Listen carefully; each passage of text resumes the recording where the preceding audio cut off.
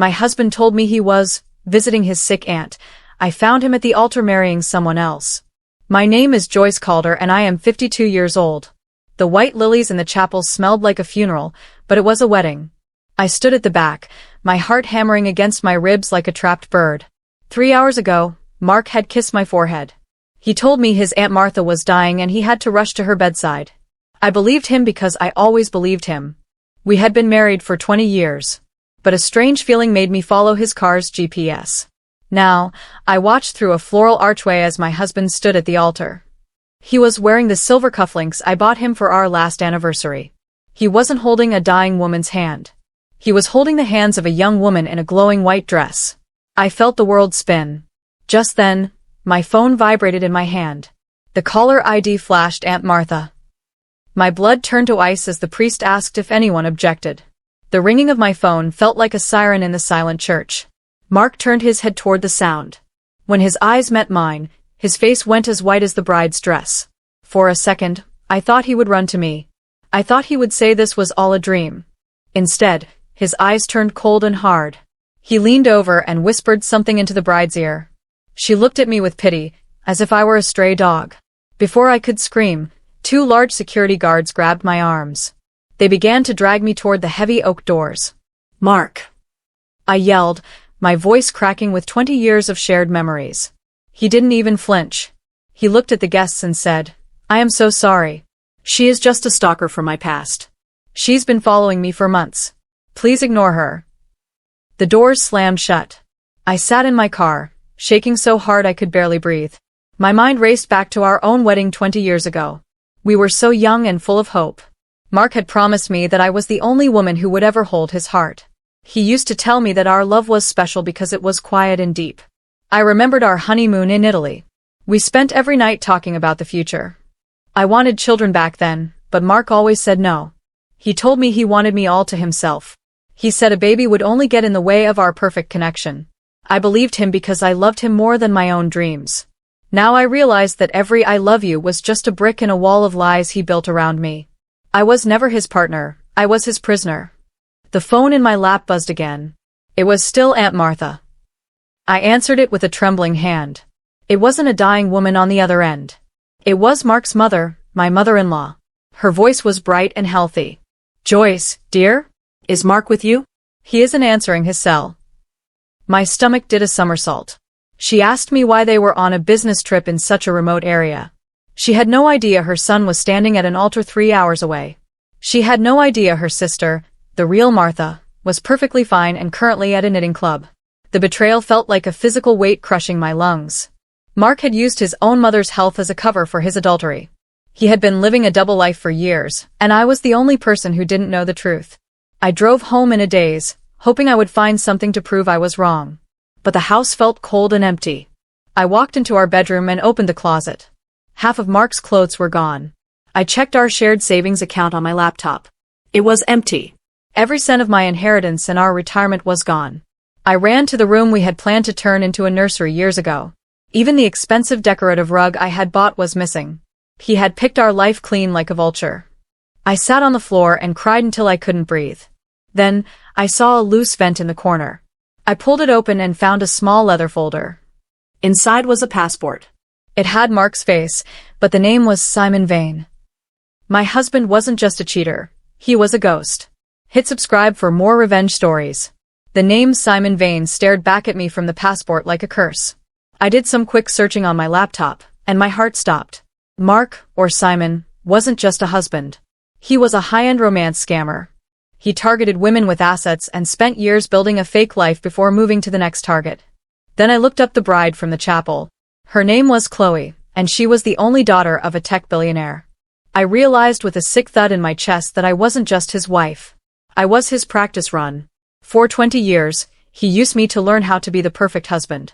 He used my love to refine his act so he could eventually land a much bigger fish. He didn't just break my heart. He used my entire life as a training manual for his next crime. At midnight, a key turned in the front door. I stood in the shadows as Mark walked in. He didn't look like a man who had just gotten married. He looked like the same husband I'd known for decades. When he saw me, he didn't run. He walked over and pinned me against the door. He kissed me with an intensity that used to make me melt. "Joyce, listen to me," he whispered, his breath warm against my ear. "That wedding was a sting operation. I'm working with the authorities to catch a fraud ring. I had to act like I didn't know you to keep you safe." For a second, I wanted to believe him. But as he held me, I reached into his coat pocket and felt his wallet. Inside was a receipt for 2 one-way tickets to Switzerland. He wasn't saving the world, he was leaving me forever. The next morning, I didn't cry. I found out where Chloe was staying. I tracked her down to a fancy hotel and walked right into her suite. She looked at me with those same cold eyes from the church. "I told you to stay away from my husband," she snapped. I didn't say a word. I just reached into my bag and pulled out our original marriage certificate from 20 years ago. I laid it on the table between us. I waited for her to scream or cry. I waited for her to realize she was being conned. Instead, Chloe leaned back and laughed. It was a sharp, mocking sound. "I know he's married, Joyce," she said, tossing the paper aside like trash. "I'm the one who hired him.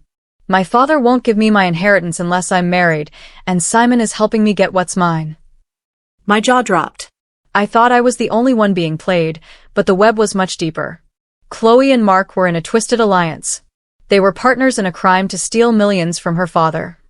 But as Chloe kept talking, I noticed something. She mentioned a specific bank account they were going to share. I remembered the Simon Vane files I found in the vent. Mark had a different account listed there, one Chloe didn't mention. I realized that Mark was playing her, too.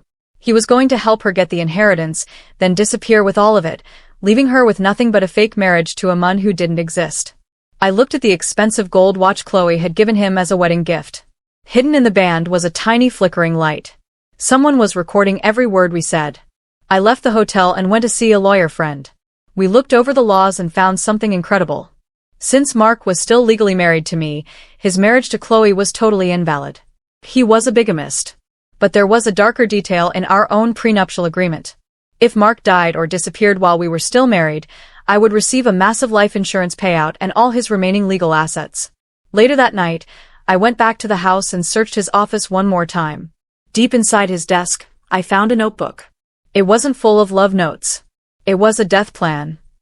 He had written down exactly how he was going to fake his own passing after the Switzerland trip to get rid of both of us. He was planning to kill Mark and Simon forever. Mark came home that evening acting like the perfect husband again. He told me he had cleared everything up with his job and wanted to take me to a special reconciliation dinner. He set the table with our best china and lit candles. The tension in the room was thick and felt almost lethal. He poured 2 glasses of expensive red wine, but his hand shook slightly. I watched him closely as he pushed a glass toward me. As I lifted the drink to my nose, I caught a faint scent. It smelled like bitter almonds. My heart skipped a beat because I knew that smell meant cyanide. He was trying to move his death plan forward tonight. He wanted me out of the way before he flew to Switzerland. He smiled at me, waiting for me to take a sip. Just then, his phone rang in the other room. "I have to take this, it's work," he said, standing up quickly. The moment he disappeared into the hallway, I switched our glasses. I sat back and waited, my heart drumming against my ribs. When he returned, he looked relieved. He picked up his glass and took a long, deep swallow. Almost instantly, he began to gasp. He clutched his throat, and his face turned a deep shade of purple. He fell to the floor, knocking over a chair, and struggled to breathe. I didn't move. I didn't call 911. I just sat there and watched him die with a cold look in my eyes. Then, suddenly, Mark stopped struggling. He looked up at me and winked. He stood up perfectly fine and wiped his mouth. "It wasn't poison, Joyce," he laughed. "It was a test to see if you would save me. You failed." After that night, Mark didn't want to stay in our house anymore. He told me that since I tried to let him die, we needed to be around people. He forced me to pack a bag and took me to the Billionaire estate where Chloe lived. It was a massive mansion with gold gates and cameras everywhere. Chloe met us at the door with a smug smile. She invited me to stay in the guest wing so we could keep an eye on each other.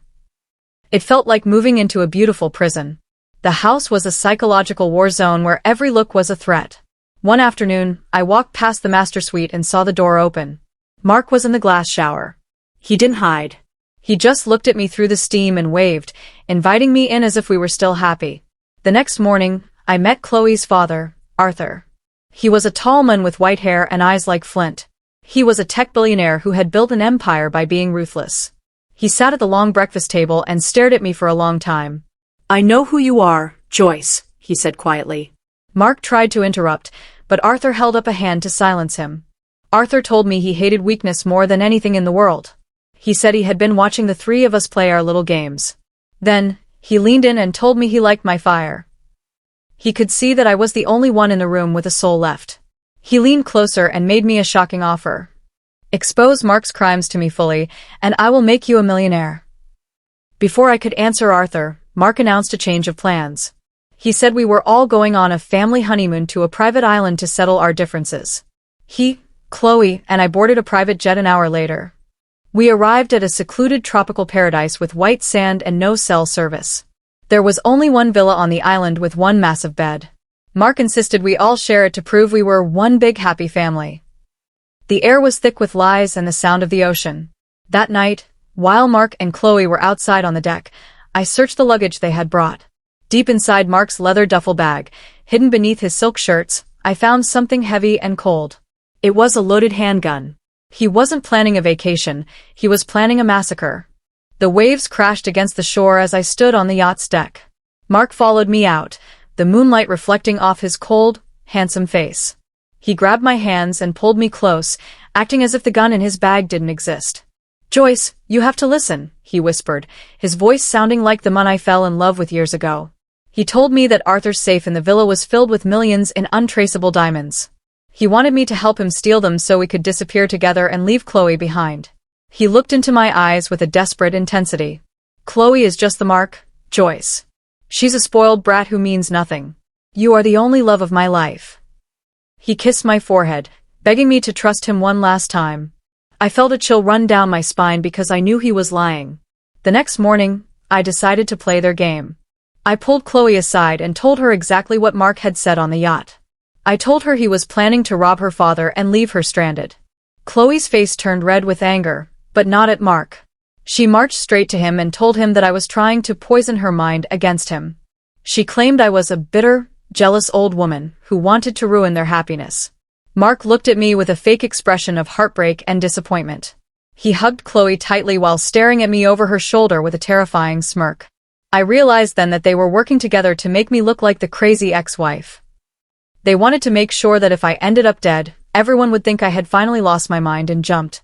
A blood-curdling scream echoed across the island in the middle of the night. I bolted out of bed and ran toward the living area. The lights were flickering, casting long, scary shadows on the walls. I found Mark standing in the center of the room, his chest heaving. There was a dark, wet stain on his white linen shirt that looked exactly like blood. He was shaking, and his eyes were wide with fake terror. "She's gone, Joyce. Someone took Chloe," he shouted. He grabbed my shoulders and begged me to help him hide what he called the evidence. He said Arthur's guards would kill us both if they found blood on his shirt. He looked like a man on the edge of a breakdown, but I noticed he wasn't actually crying. He was waiting to see if I would become his accomplice in a murder. I didn't panic. Instead, I waited until Mark went to search the beach. I crept down to the wine cellar, following a faint shuffling sound. There, hiding behind a rack of expensive champagne, was Chloe. She was shivering, but she wasn't hurt. We looked at each other, and for the first time, the wall between us broke.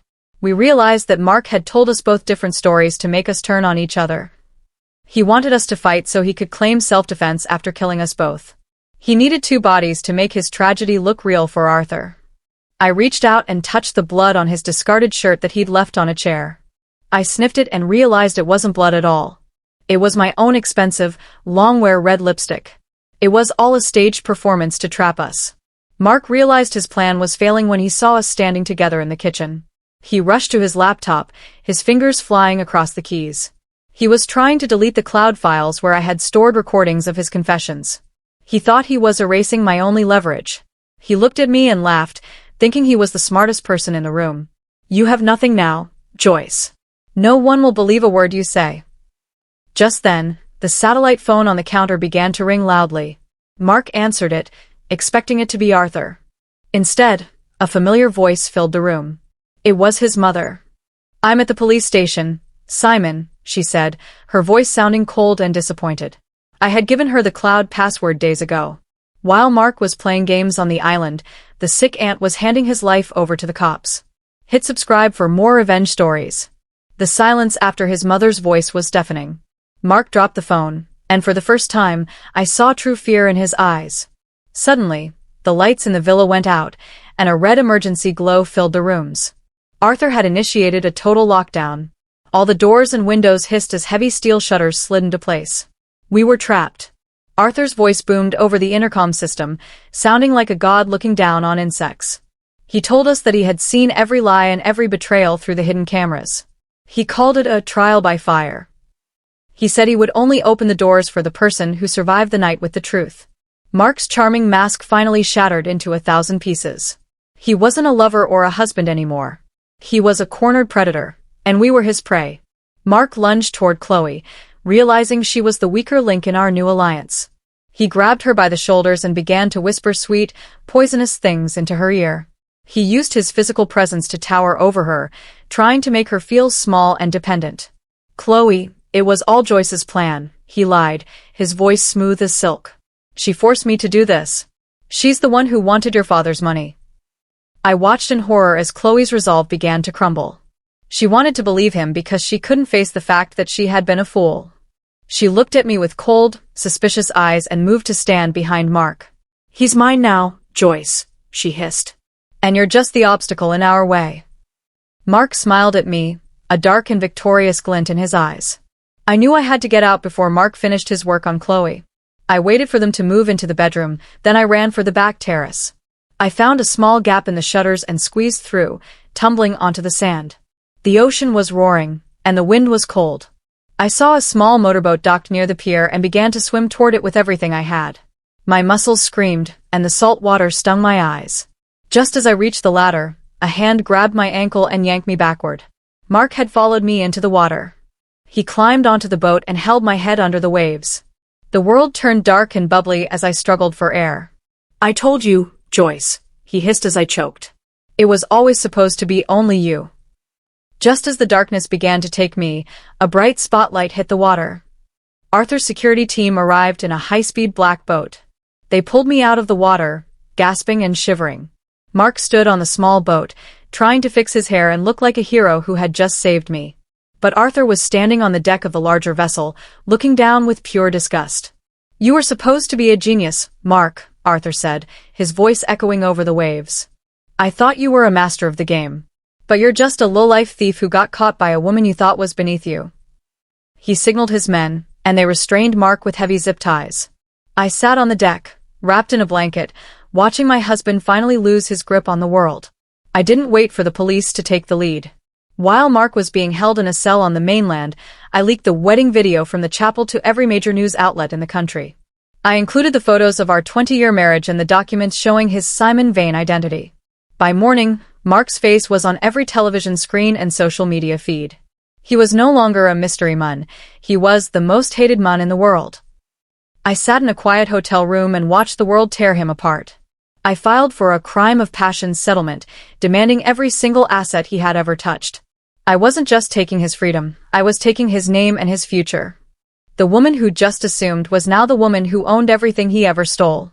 The legal storm I unleashed was a tidal wave. My private investigator worked night and day, following the digital breadcrumbs Mark had left over 2 decades. We found hidden accounts in the Cayman Islands and properties bought under fake names in 3 different states. Every cent he had stolen from his previous wives and every penny he drained from our retirement was tracked down. I sat in a cold courtroom as the judge signed the papers to freeze every single asset. Mark was escorted into the room by guards.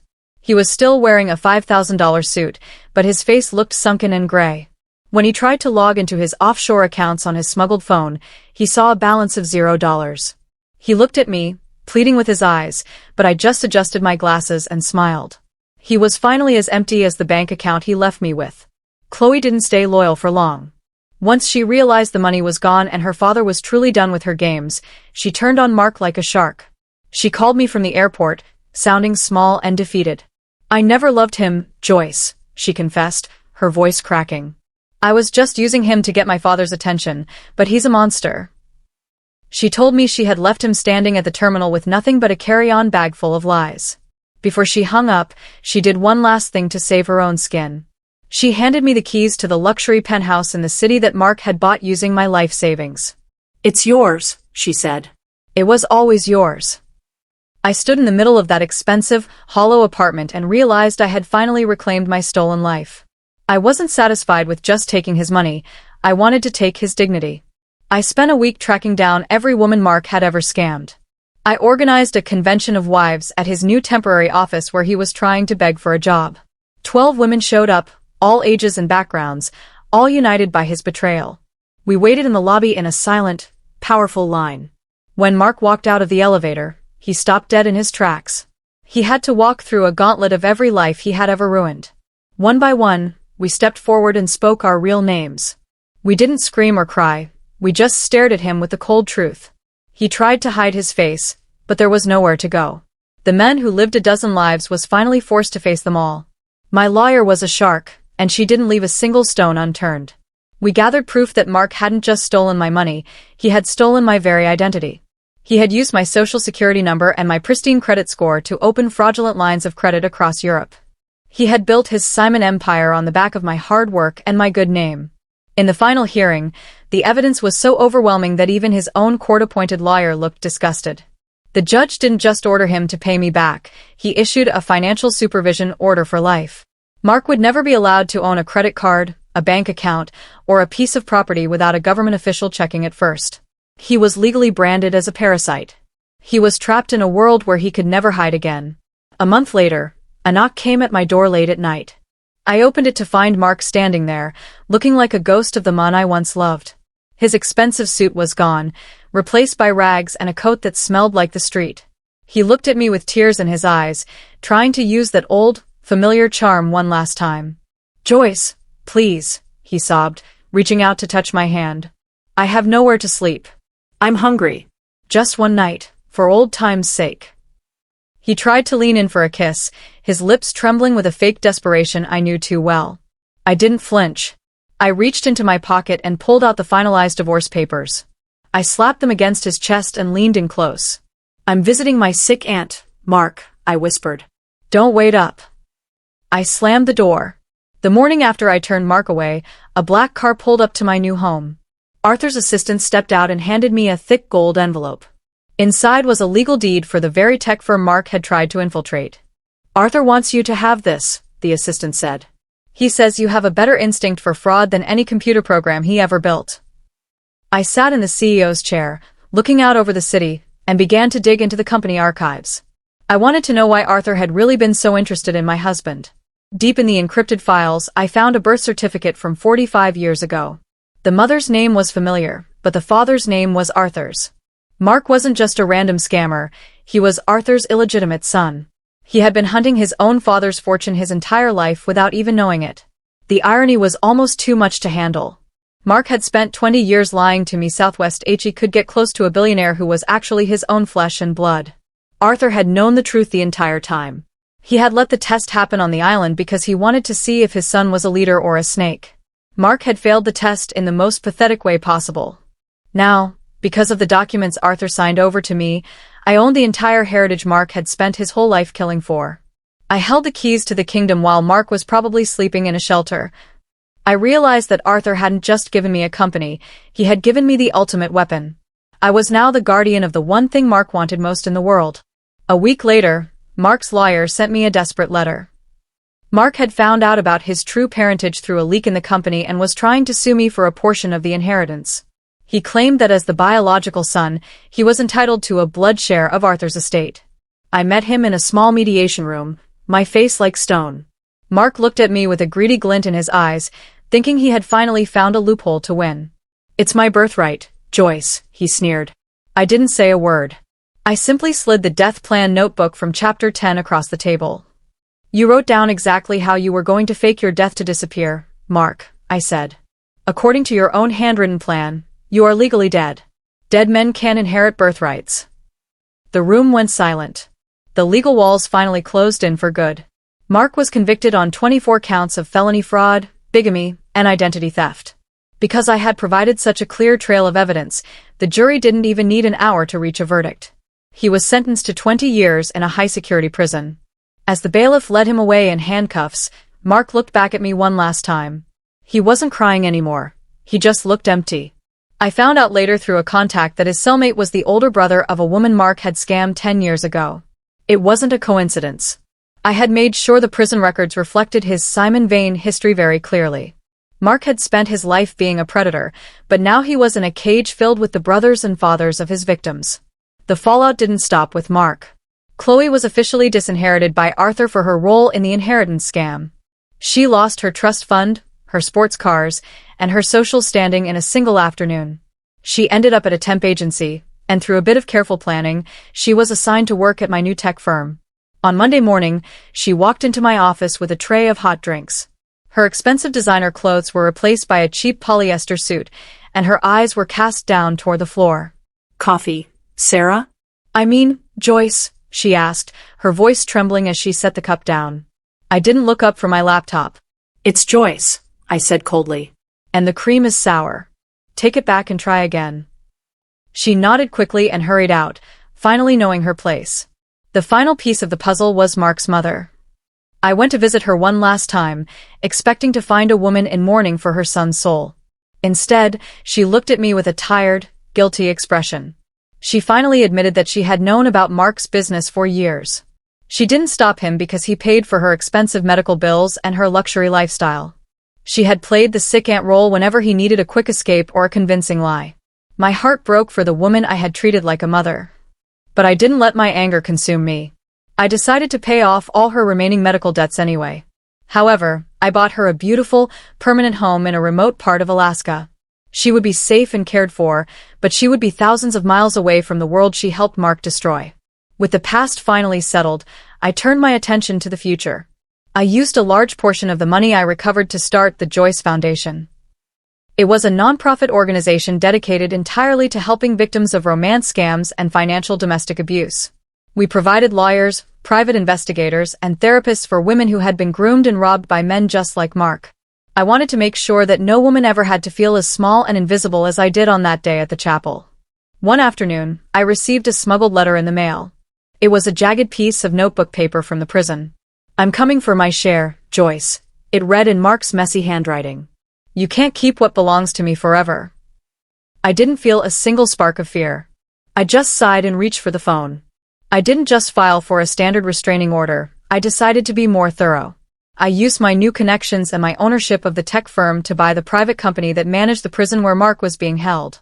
I didn't break any laws, but I did implement a new, mandatory ethics and empathy curriculum for the inmates.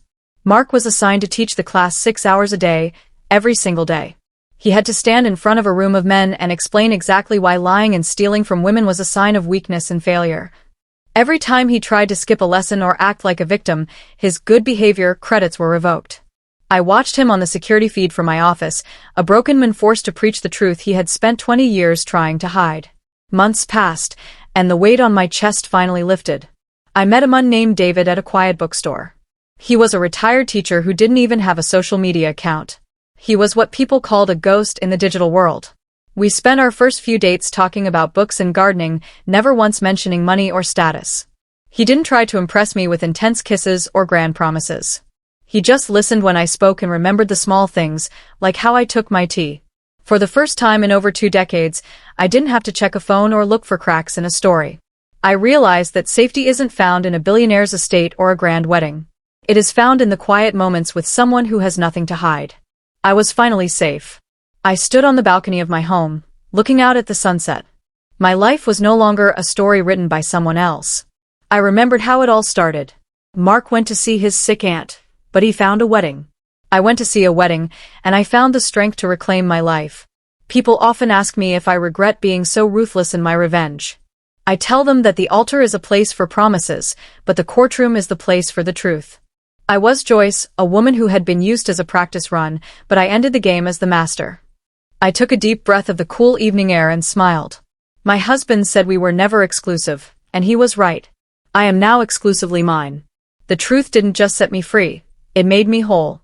Hit subscribe for more revenge stories.